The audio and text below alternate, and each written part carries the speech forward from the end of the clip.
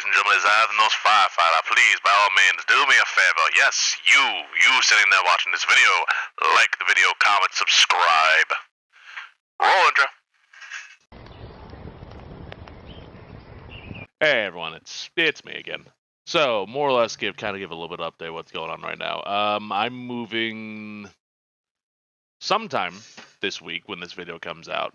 So I figured actually the best thing to do in the situation is do one of my storytime videos I promised I would do forever ago. By all means, and just go into detail explaining kind of what it's like to be an EMT for a lot of people who just don't know. Previous history, stuff like that. I mean, I have gameplay rolling in the background due to the beer. I can't say it because you know how YouTube will be, basically. So, anyways, let's get on to more or less what we're doing. So, I think appropriate thing to start for today's video would be more or less the fact of, let's do why I did EMS. That's always a good one to start with, right? That's not a basic bitch question to ask any first responder. Joke. Anyways, so in all honesty, I originally actually did it because my state required me. I actually started out with fire first and foremost with a county department. Then from there, kind of went into. Then from there, had to get my EMT license to be considered a full time paid. No longer volunteer, and I kind of just stuck with the EMS side of things. I mean, don't get me wrong, I like what I do. I loved fire by all means. It was a fun thing, honestly, to do.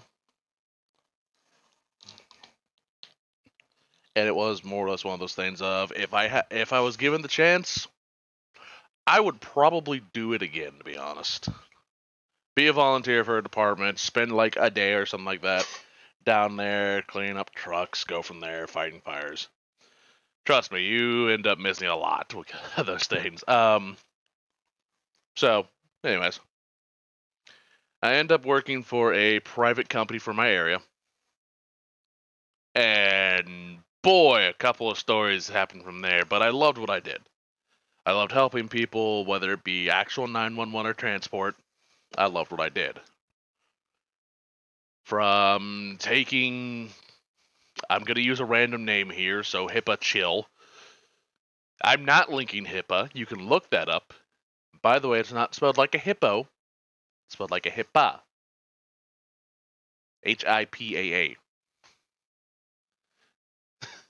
Yeah, look that one up. Anyways, so what?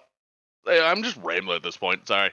Anyway, so from taking, let's just say, Susie to dialysis 3 times a week, or actually making sure Richard more or less makes it to the hospital in one piece compared to that bad motor vehicle accident he had, we went from there.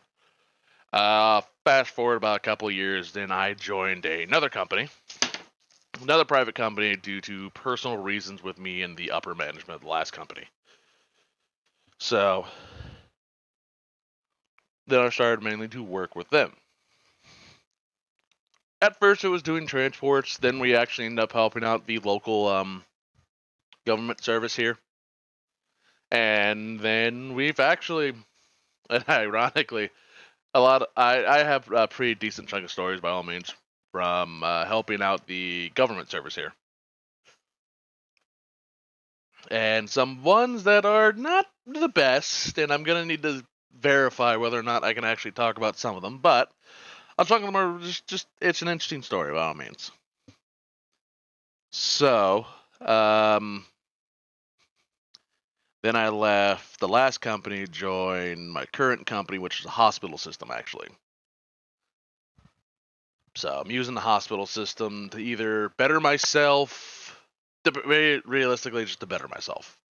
Improve my skills, basically, when it comes to working in a better controlled environment than would be in the back of an ambulance. Because from personal experience, doing CPR going down the road one-handed while your partner goes 80 miles an hour trying to get to the closest hospital that's at most 20 minutes away, it's never fun. And eventually you get to the point where it's just, I can't keep doing this job forever. EMS is a young man's job. Always has been, always will. Yeah, no, sure, you get a couple of the old farts that will more or less do stories about how, that will do stories about how they're worse ones and how they dealt with it. And they're an asset that realistically anyone should use. Because God knows they have so many stories at this point. So that's kind of that's kind of where I'm at right now, where I'm at the point where I am transitioning from the EMS side to the 911 EMS side, more so to the hospital side, thinking about getting my RN or health. Maybe if this get YouTube thing actually picks off, we can do that. So, but we'll go from there. All right, now let's see. Actual story time. Boy, this is a fun one that more or less I should always start out a video with. So, gameplay has nothing to do with the story, by the way. I figured that should be, obvious given what's being shown. But still. So, let's see. For this one, this isn't my worst, but this is like one of my first official solo runs where it turned south very quickly. So how this basically worked is you have a little bit of backstory on this one. So in the EMS field, you have 4 technically different levels of registration. You have what is basically called an EMR, emergency medical responder, firefighters, police, stuff like that. Basically, that's that for a given general sense here of what level of quality that would be. EMTB, which stands for EMT basic, EMT A, EMT, emergency medical technician. Sorry, EMT stands for emergency medical technician. So EMT, so emergency medical technician basic for the last one, and then this one is emergency medical technician advanced. That one's gonna always go off your state policies more than anything else. So my state, it's useless. Sorry. Then you have what we call the EMTPs, paramedics basically. They can do essentially a whole lot more than what I possibly could do. So, that day I was working with an EMT, an EMR. And believe me when I say EMRs they can hold my monitor. That's about it. There's not much that they can possibly do.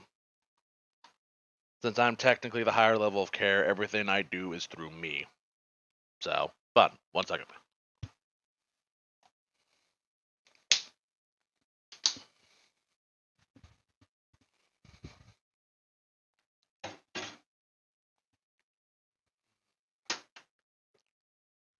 Anyways. So, for this one, I was working with an EMR. As I said, he couldn't really do much besides, here's the monitor, buddy. Thanks. Thanks, John. Anyways, so what ended up happening with this one was it was kind of messed up. It elevated very quickly. So we originally just got responded out just for basically a sick person, which is the most generic terms for we don't fucking know, go find out. For anyone in this job understands that. Yeah, no, it's one of those fucking runs where it just went fucking south very quickly of my demon cloud said hi. So, so eventually we're on this fucking long ass country road. And I mean this long ass country road. We're at a point where like the fucking mailboxes are all grouped together and like there's no way to fucking figure out which one it belongs to the house. Because the houses itself are like half a mile long. So we ended up this kid basically ends up chasing us down after we eventually find out the area this kid chasing us going on. She's here, down this one. Like, okay. So then we start going down there. As soon as we parked, and I mean as soon as we parked, open up the door. I heard the one thing I fucking hated hearing. So one of the kids come busted out and goes, "She's not breathing!" Me and my partner just look each other for less than a second. But that look will forever stick in my eye, or forever stay in my brain of, fuck. That basically that look was. Just, god damn it, this is real. So, anyways, from there, I end up grabbing my monitor, grabbing up my bag, grabbing my go bag that basically has everything I would possibly need. It's basically a big old duffel bag full of everything I could possibly need just in case. No drugs. No drugs outside of aspirin. But so we end up going inside. I see, and again, for HIPAA's sake, I'm being extremely vague on purpose here. Understand that. Don't remove my video. This is a healthy way for me to vent some of my fucking nightmares that I still deal with from time to time. That frankly, if I didn't, I guarantee it, I wouldn't be here for. I would not have been here long as I have been. So we end up more or less going into this house, go down this tiny ass hallway, and what do I see? I see a very large lady. No offense to the large people, it's what it is. On the ground, while the husband is basically holding her up, crying, saying, "Please do something."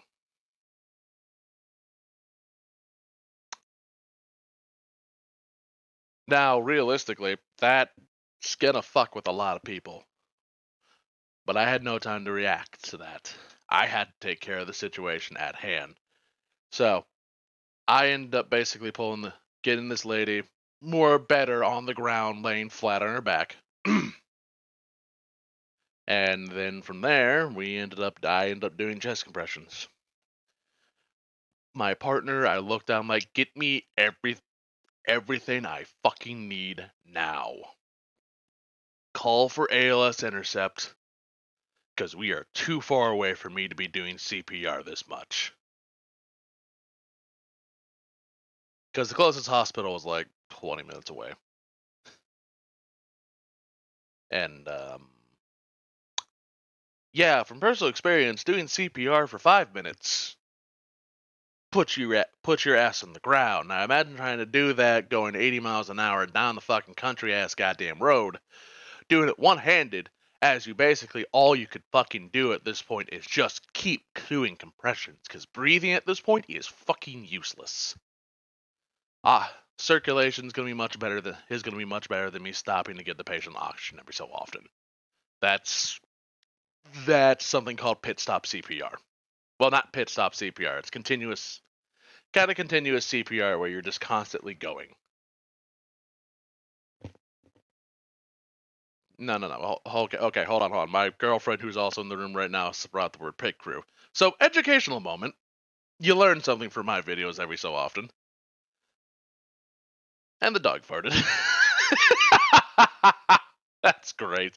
Anyway, so pit crew CPR actually more or less going to apply to the fact of there's more than just two people there. They're usually fire departments will do it because it's a whole lot easier when they have a truck unit there. Usually that's going to consist of 4 to 6 people, depending on the truck size. You have the driver, the captain, the firefighter, the 2 to 4 firefighters, depending on what given kind of day it is. So basically, what pit crew is, one person starts, has control of the head, and breathes to the patient while one person CPRs, one person keeps the timer, another person's there as backup just in case with the AED. So they hook up the AED during this whole thing, and like every 2 to 5 minutes, roughly, depending on who you go by. that's when they more or less stop and switch. So there's always someone fresh doing it. That's kind of what pit crew CPR is. What I was doing was just strictly CPR, just compressions. And this is actually goes with the fact of the round that when this run happened, that was actually they were teaching people that kind of the best thing to do in some situations would be to just keep doing compressions. Because you can only the heart beats only for so much, but realistically, if I do let's just say I do a full round of CPR and I have to stop to breathe with the patient, I have to keep basically work to get the heart to keep going again. So in that situation, if I had a partner who could do something, if I had more than just me and my partner, I would have done normal CPR, but I was just doing compressions. That's all I could do. So at this point, I tried to get the husband to help, get his mindset focused on something. Biggest mistake I could have made. Husband was already emotional. I was like, all right, buddy, what's going on? You gotta talk to me. What's her name? What happened? Basically, what ended up happening was she ended up having a biopsy done basically somewhere in her chest, and she had tubes basically put in, drainage tubes put in, where at the point where it was just draining out all the pus and all that. So while this was going on, I hooked up the AED. I hooked up the AED to the patient while doing basically one-handed CPR. I'm like, all right, buddy, I need you to back up really quick. I hit the button. It did its whole little thing for me, and it advised no shock. So that told me one thing: the heart wasn't fluttering. It didn't need restarting. It wasn't going. So I just kept doing the CPR as best I could the entire time. Monitor was so with monitor systems, I think it was a life pack at the time. You know, they did check pulse, check for breathing, check all this stuff, and they have a little metronome where it goes.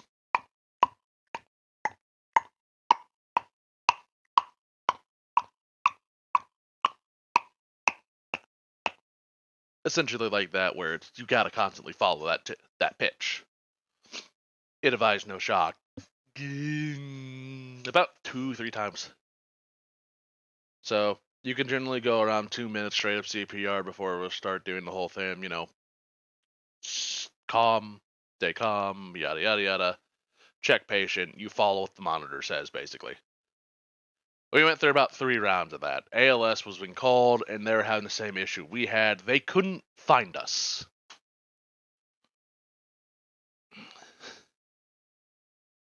So, and honestly, it was probably after like the second round, I started to notice that from the patient's nipple line up, she was turning blue.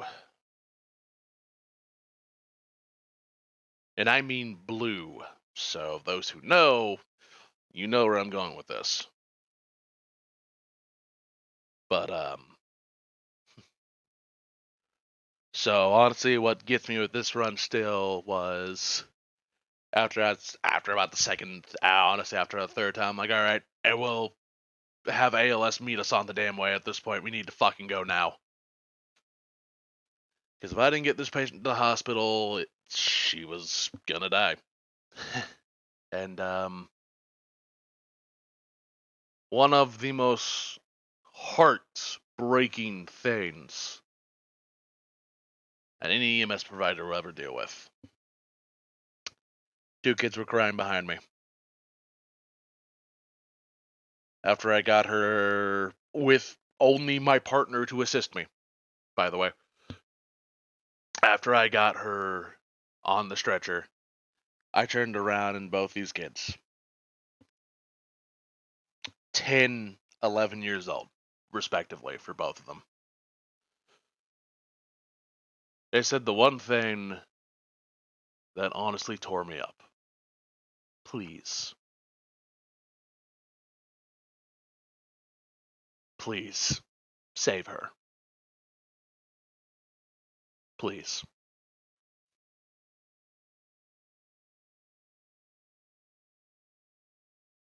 Now, that's gonna fuck with some people. It still does to this day kind of fuck with me a little bit, and this run's happened years ago at this point. I mean, I don't give a damn what people say. I have seen some shit. I have dealt with bodies. For fuck's sake, I've walked in on a body that hasn't been fucking seen in a month, basically. That was the last time they seen this person alive was a month, and I fucking dealt with that no goddamn problem. But that one, those two kids crying,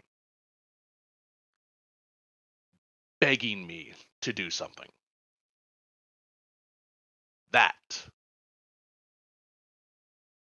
That still fucks with me.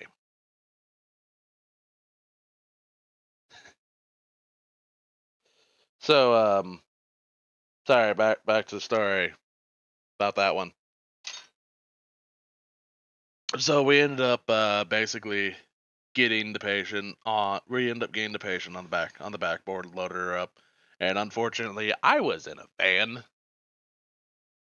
There's technically a couple of different kind of ambulances. This one was more or less just a glorified van retrofitted, not an actual van, mind you. But this is what we call a van. It kind of looks like a. I was like I don't want to say Winnebago because that's not right, but it's about that long, but tall and all that. It has a bunch of medical stuff in it by all means, so it's not really a van. But so we ended up loading up this patient in the back. I'm doing CPR at this point. We go down the driveway, stops. My partner just stops the unit. I'm going, why the fuck did we stop? And he goes, ALS is here. I'm like, oh, thank God. Well, it was more the fact of I was still doing CPR, so I was, why stop? Thank God. So, we ended up basically just handing it over that way. They gave me, it was like, what? I mean, I wasn't able to do a lot of things by all means. But still, it was along the lines of they took the patient and ran. So what ended up happening was, and this is, I mean, I ended up being yelled at for it later because it was the new trainer's first day, and this was a beautiful example of, oh, well, I have to use this. They have to be the sacrificial lamb, which is weirdly how I met one of my friends. But so we end up more or less getting there and end up having. So we end up getting there, and I end up finding out that the patient had a pulmonary embolism. Yeah, basically what that means is just blood just stopped. I'm gonna dumb it down at this point. There's an issue with the heart or artery. The artery got either nicked or something along those lines, and she ended up just bleeding out. And given the fact that it was connected to the heart, it took a matter of seconds. Hence why, earlier when I said from the nipple line up, she started to turn blue. So, and that more or less turned into one of the facts of regardless what I did, regardless how I did it, unless this person had the PE on the surgery table, there was no way for her to make it. And that was one of those runs that honestly fucked with me for a little bit. Hell, still fucked with the other guy too. He actually ended up quitting over it. Because it just honestly just fucked with him. He was also over there when the kids sat there and cried saying, please do something. So, anyways, ladies and gentlemen, I think I'm going to end this recording session here for story time, and we'll try to see if I can pick it up next time, kind of thing. So, we can, oh, fuck. Well, it's in the radio voice. Oh, well. We can more or less go from there. You all take it easy. Remember to like, comment, subscribe. Do as I said in the earlier the video. We can go from there. You all take it easy. And remember to stay beautiful for now. Bye.